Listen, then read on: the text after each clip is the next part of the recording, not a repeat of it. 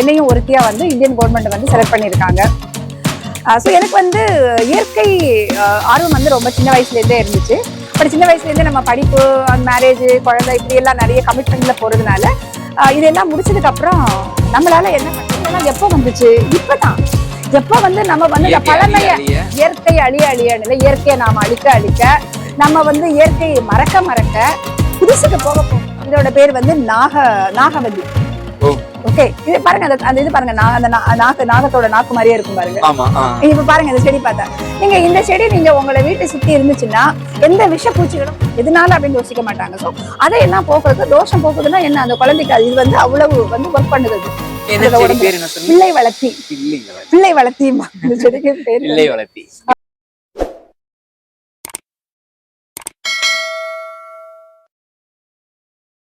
Hi, hello, வணக்கம் and welcome to my show people's voice. நான் தான் உங்க விஜய் கிருபாகரன். பொதுவாக தன்னோட வீட்டை அலங்கரிக்கிறதுக்கு எல்லாரும் நம்ம என்ன பண்ணுவோம், ஒரு விலை உயர்ந்த பொருட்களை வாங்கி வைப்போம், கரெக்டுங்களா?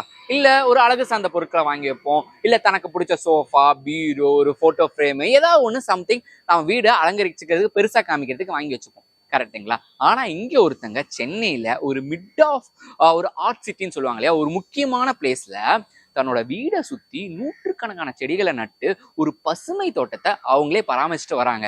ஆனால் அவங்களோட கெரியர் எங்கிருந்து ஆரம்பிச்சது தெரியுமா? ஒரு ஓவியரா, அதாவது ஆர்டிஸ்டா ஆரம்பிச்சு கார்டனிங்ல பூந்து பல செடிகளை நட்டுருக்காங்க.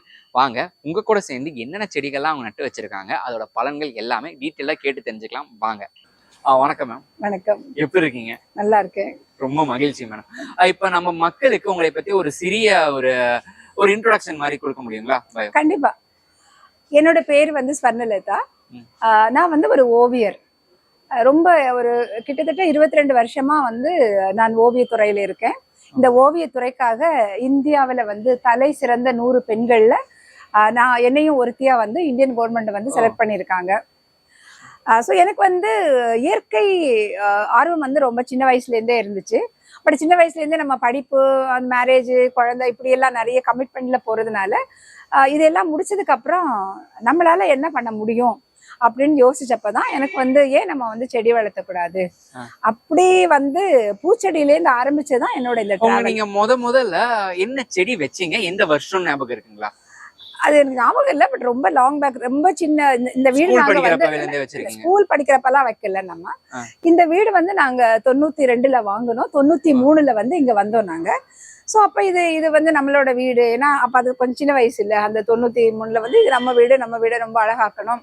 சரி, உள்ளுக்குள்ள வந்து நான் பெயிண்ட் பண்ணி எனக்கு பிடிச்ச மாதிரி எல்லாம் நிறைய பெயிண்ட் பண்ணி வச்சு, பட் ஓட்ட போட்டு வெளியில வந்து நமக்கு ஜென்ரலாவே எனக்கு இயற்கைனா ரொம்ப பிடிக்கும். இயற்கையும் இயற்கை சார்ந்த இடங்களும். இப்ப எனக்கு வந்து நீங்க எங்க சுவிட்சர்லாந்துல கொண்டு போய் விட்டாலும் எனக்கு அந்த ஊட்டி, கொடைக்கானல் 4 மரம் அந்த இருக்கணும். நீங்க கேரளா தான் என்னோட சொர்க்கம். ஏன்னா அங்க இயற்கை வந்து கொட்டி கவுத்து இருக்குது. நீங்க எங்க போனாலும், யார் வீட்டுல போனாலும் 4 செடி இல்லாத வீடே இருக்காது.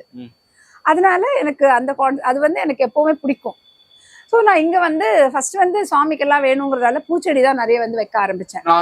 நார்மலா செடி இங்க எல்லாம் வந்து என்னென்ன கிடைக்குமோ பூச்செடி எல்லாம் வாங்கிச்சேன். ஒரு கொடைக்கானல்ல இருந்து ஒரு சீத்தாப்பழம், முள் சீத்தான்னு சொல்லுவாங்கல்ல, பெரிய சீத்தாப்பழம், அந்த சீத்தாப்பழம் வாங்கிட்டு வந்து சாப்பிட்டுட்டு அந்த விதை போட்டேன். அது பாத்தீங்கன்னா கொஞ்ச நாள்ல மரமா காய்க்க ஆரம்பிச்சிருச்சு.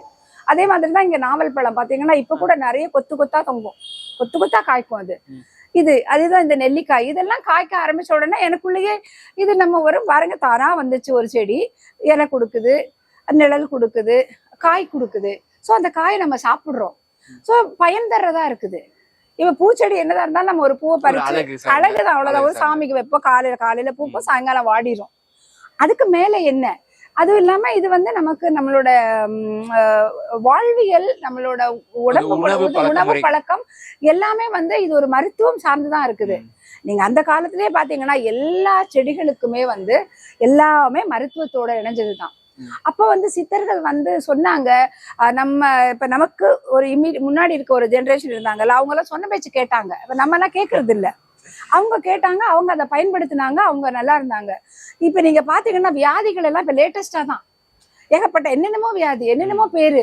டாக்டர் சொன்னீங்கன்னா அவங்க சொல்றது நமக்கு புரியவே புரியாது. இந்த வியாதிகள் எல்லாம் எப்ப வந்துச்சு?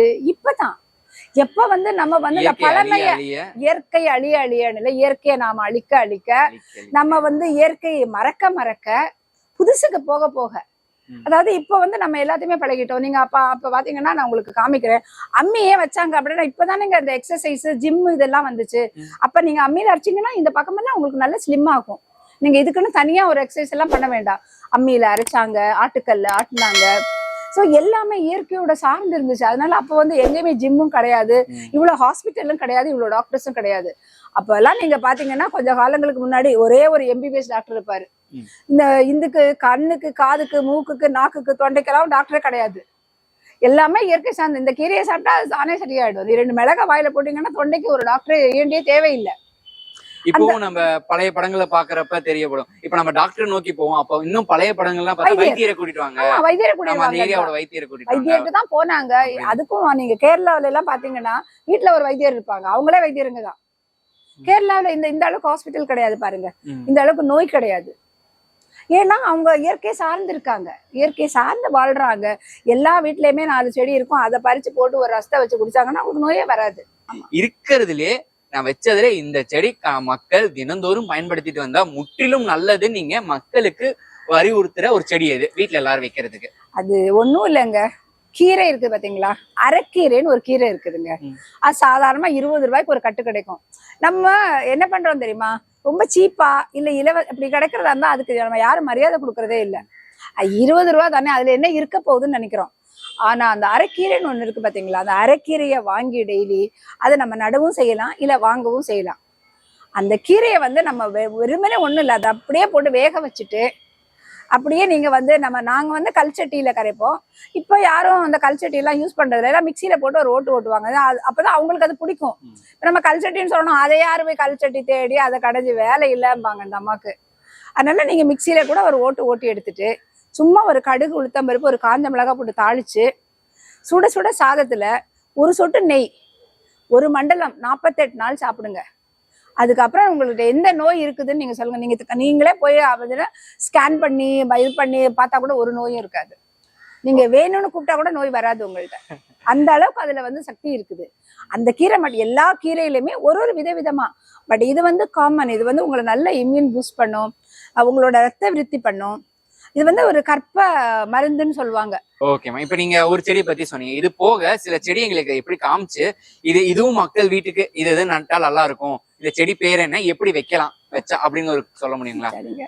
இப்ப இந்த செடி பாக்குறீங்கல்ல, இதோட பேர் வந்து நாகவல்லி. ஓகே, இது பாருங்க, அந்த இது பாருங்க, அந்த நாகத்தோட நாக்கு மாதிரியே இருக்கும் பாருங்க. இப்ப பாருங்க இந்த செடி பார்த்தா, நீங்க இந்த செடி நீங்க உங்களை வீட்டை சுத்தி இருந்துச்சுன்னா எந்த விஷ பூச்சிகளும் வராது. அது மட்டும் இல்ல, உங்களுக்கு விஷ பூச்சி ஏதாவது கடிச்சிருச்சுன்னா இந்த இலை கொஞ்சம் பறிச்சுட்டு நல்லா கிரஷ் பண்ணிட்டு, அதாவது நல்லா வந்து கசக்கி பிழிஞ்சு அந்த சாரை அப்படியே விடுங்க அந்த இடத்துல, அந்த விஷம் இது முறிவு அப்படியே. இத போக அடுத்த செடி வேற ஏதாவது? இது வந்து ஒரு சங்கு நாராயண சஞ்சீவினிங்க. அதோட இலை பாருங்க, அப்படியே சங்கு மாதிரியே இருக்கும், சங்கு ஷேப்லயே இருக்கும். இதெல்லாம் வந்து சித்தர்கள் வந்து எதுக்கு பயன்படுத்தினாங்கன்னா, இந்த இலையில வந்து ஒரு 4 இலையை சாப்பிட்டுட்டு போனாங்கன்னா அவங்களுக்கு தண்ணி தாகம் எடுக்காது, பசி எடுக்காது. அது பசியையும் தண்ணியும் அடக்கிறதுக்கு இது ஒரு மருந்து தான். அதாவது ஒரு மருந்தா உங்க உடம்புல போய் ஒரு மாற்றங்களை கொடுத்து வேலை செய்யுது, உங்களை பசிக்க விடாம. நான் இப்பவும் சாப்பிடுவேன். இது டெய்லி காலையில ஒண்ணு சாப்பிட மாட்டேன், எங்கேயாவது போகணும் அந்த மாதிரி இருந்துச்சுன்னா சாப்பிடுவேன். எப்ப முடியுதோ அப்ப சாப்பிடுவேன். அதே மாதிரி இது வந்து ஆனைத்து. இது வந்து சாதாரண பூ தாங்க, தானே வந்தது, சரி புடுங்க வேண்டாமேன்னு விட்டுட்டேன் ஜாதி பூ. இது வந்து ஆனை திப்பிலி.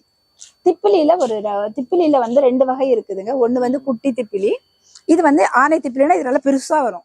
இந்த காய் வந்து நல்லா பெருசா வரும். இது வந்து நம்ம அந்த கோல்டு, காஃப், இருமல் அதுக்கெல்லாம் ரொம்ப மிகச்சிறந்த மருந்து இது. இது நீங்க ரசத்துல, இப்ப நான் வந்து ரசப்பொடி அரைக்கிறப்ப இந்த இலை இந்த மாதிரி திப்பிலி எல்லாத்தையும் போட்டு மொத்தமா அரைச்சு வச்சிருவேன். சாம்பார் வைக்கிறப்ப இதுல ஒரு 1/2 ஸ்பூன், ரசம் வைக்கிறப்ப அதுல 1 ஸ்பூன். ஸோ தினம் வந்து நம்மளோட உடம்புல சாப்பாட்டுல வந்து நம்மள அறியாம அது போயிடுது. இப்போ எங்க வீட்டுல வந்து நான் மருந்து போட்டிருக்கேன்னா அதை தொட மாட்டாங்க, ரசம் சாப்பிடுவாங்க, சாம்பார் சாப்பிடுவாங்க. அது அந்த மாதிரி வந்து அவங்களுக்கு தெரியாமலே அதை வந்து நம்ம கொடுத்துட்டே வரோம். அடுத்து வந்து இது வந்து அவுரி செடி. இப்ப வந்து அந்த அவுரிம்பாங்க. இப்ப வந்து நம்ம நாட்டுல இருந்தா முன்னாடிதான் வந்து தலை நரைச்சிருச்சுன்னா உனக்கு 50 வயசு ஆயிடுச்சா என்ன அப்படின்னு கேட்பாங்க முன்காலத்துல. இப்ப வந்து ஸ்கூல் போற பசங்களுக்கெல்லாம் நரைக்க ஆரம்பிக்குது. அது ஏன்னா அவங்களோட உணவு பழக்கம், சாப்பாடு ஃபாஸ்ட், எல்லாமே ஃபாஸ்ட். ஃபாஸ்ட் ஃபுட்டு ஃபாஸ்ட்டு ஓடுறது நடக்கு எல்லாத்துலயுமே ஃபாஸ்டா வரதுனால தலைமுடியும் சீக்கிரம் நரைச்சிருது. அப்படி நீங்க இந்த இலையை அரைச்சு தேய்ச்சிங்கன்னா இது இளநரை கூட வந்து இப்ப இளநரை வந்து ஒரு 20 வயசுக்கு முன்னாடி இருக்கிற பசங்களுக்கு எல்லாம் தானே அந்த 1-2 இருந்துச்சுன்னா ஆட்டோமேட்டிக்கா அது விழுந்துரும். இதை வந்து நீங்க தேய்ச்சி பழகிட்டே வந்தீங்கன்னா இது ஒரு மாதிரி என்ன ஹேர் கலரும்பாங்கல்ல அந்த மாதிரி இது கருப்பா இருக்கும். இந்த இலையை அரைச்சு தேய்ச்சிங்கன்னா தேய்ச்சிட்டே வந்தீங்கன்னா உங்களோட ஹேருக்கு வந்து ஒரு நல்ல growth கொடுக்கும். இந்த கருப்பாக்கும்.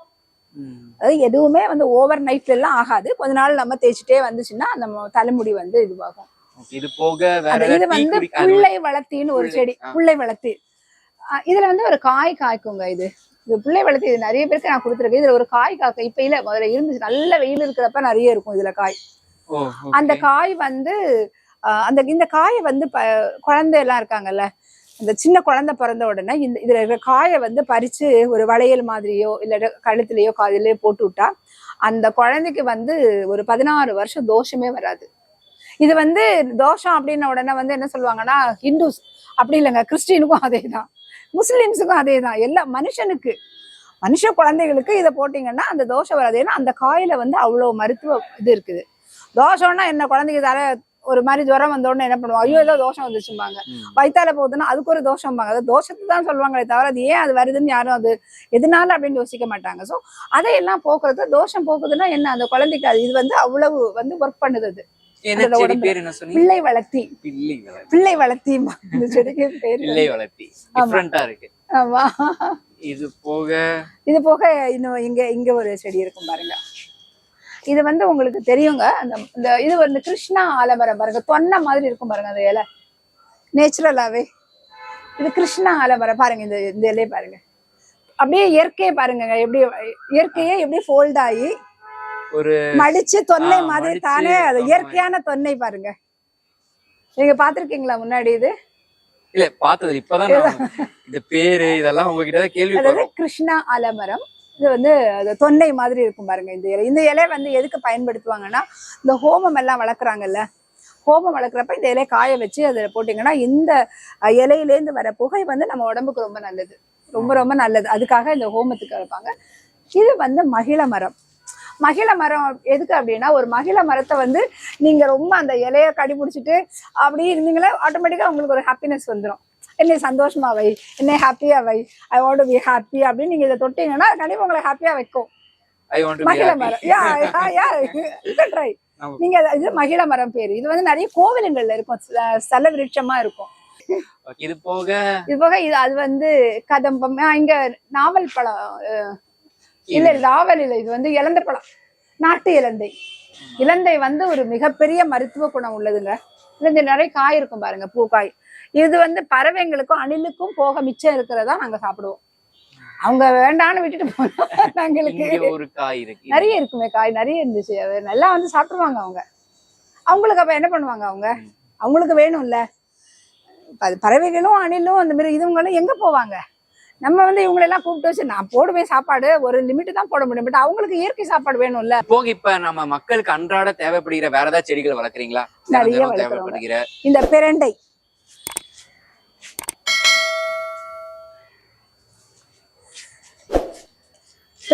இது வந்து பிரண்டை. இது இது அது இல்ல, இது ஆமா.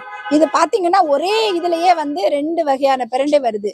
முப்பிரண்டை அண்ட் வந்து இங்க பாத்தீங்களா முப்பிரண்டை, இரட்டை பிரண்டை. இது வந்து இரட்டை பிரண்டை. 2 இது ஸ்டெம் இருக்கு பாத்தீங்களா? ஆமா ஆமா. இதோட பேர் வந்து இரட்டை பிரண்டை. இதுலயே வந்து அது பறிச்சிட்டோம்னு நினைக்கிறேன். ஏன்னா நாங்க வாரம் பறிப்போம் இது பிரண்டை. இது வந்து தினம் நம்ம சாப்பிடணும். தினம் இதுல கால்சியம், அயன், இது உடம்புக்கு தேவையான எல்லா சத்துமே வந்து இதுல இருக்குது. இந்த பிரண்டையில பிரண்டை வந்து தினமும் வந்து தேவையானது. அதுக்கப்புறம் எலும்பூட்டி வந்து இன்னைக்கு இதுதான் எலும்பூட்டி. எலும்பூட்டி வந்து நம்ம உலகத்துல இருக்க அத்தனை பேருக்குமே வந்து தேவைப்படுற ஒண்ணு. ஏன்னா இப்ப முன்னாடி காலத்துலதான் வயசானாதான் வந்து கீழே விழுவாங்க, வயசானாதான் வந்து எலும்பு வரும், கால் வலியெல்லாம் வரும். இப்ப சின்ன பசங்களே கால் வலிக்குது, கை வலிக்குது, விழுந்துட்டோம் அப்படிங்கிறது. அது உங்களுக்கு வந்து இந்த எலும்பு ஒட்டி, இது உடஞ்ச எலும்பை வந்து ஒட்ட வைக்கும். உடஞ்ச எலும்பு கூட ஒட்ட வைக்கும். நீங்க புத்தூர் கட்டுன்னு ஒரு கட்டு போடுவாங்க, இதுதான் மெயின். இத வச்சுதான் அவங்க கட்டு போடுவாங்க. வல்லாரை கீரை இது திடீர்னு பாத்தீங்கன்னா நம்ம தலைக்குள்ள இருக்க பிரெயின் மாதிரி இருக்கும் பாருங்க, டக்குன்னு பார்த்தா நம்மளோட அந்த பிரெயினை வந்து ஞாபகப்படுத்துற மாதிரி இருக்கும் பாத்தீங்களா. அது நிஜமாவே அது வந்து ஞாபக சக்தி, ஒரு எனர்ஜி கொடுக்கக்கூடியது, ஞாபக சக்தியை உண்டு பண்ணக்கூடியது, நம்மளோட மெமரிஸை வந்து அப்படியே வச்சுக்கும். இதான் வல்லாரை கீரை. இது வந்து தினமும் இது இந்த மாதிரி ஒரு இதுல இது வந்து இந்த கீரையை நான் வந்து எங்கேயோ போனப்ப ஏதோ ஒரு ஊர்ல வந்து இந்த கீரை ஒரு கட்டு வாங்கினேன். அதை வாங்கிட்டு அதை எடுத்துட்டு வந்து இங்க நட்டு வச்சதுதான். அப்புறம் இது வந்து நம்ம ருத்ராட்சம்.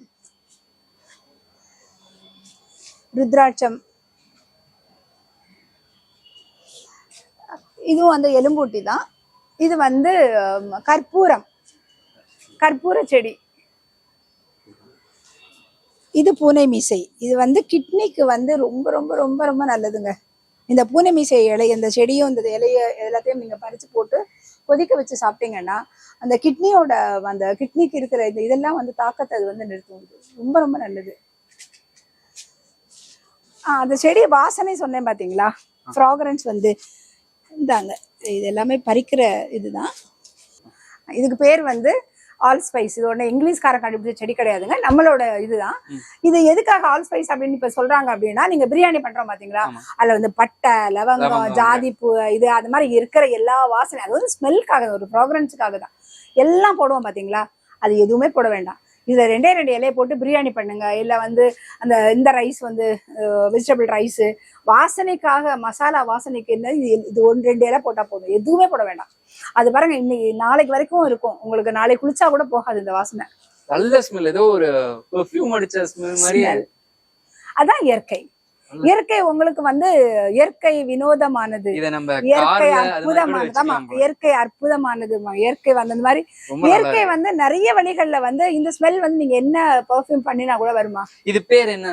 All spice. அதாவது ஆமா, ஆல் ஸ்பைஸ் அப்படிங்கிறது. இப்ப இது ஒண்ணு பாருங்க, அதை விட்டுருங்க. இதை பாருங்க, இதை நல்லா கிரஷ் பண்ணி பாருங்க. இதுவும் வந்து ஒரு ரம்பை இலையில. இதுவும் வந்து பிரியாணிக்கு போடுறதுதான். இது பாத்தீங்கன்னா எல்லா முஸ்லீம் வீட்லயுமே இது இல்லாம இருக்காது, அவங்க நல்லா யூஸ் பண்ணுவாங்க. இது இல்லாம குழம்பு எல்லாத்துக்குமே போடுவாங்க இந்த ரம்பை. உங்களுக்கு இதை பண்ணதுனால அது தெரியல. இதுவும் ஒரு இதுதான் வந்து இலப்பிரண்டைன்னு ஒண்ணு இதுங்க. இது இலைப்பிரண்டை. இது ரொம்ப ரொம்ப ரொம்ப விசேஷமானது. நீங்க அதுல 10 நாள் சாப்பிடுறதுக்கு இதுல ஒரு நாள். இது இலப்பிரண்டை.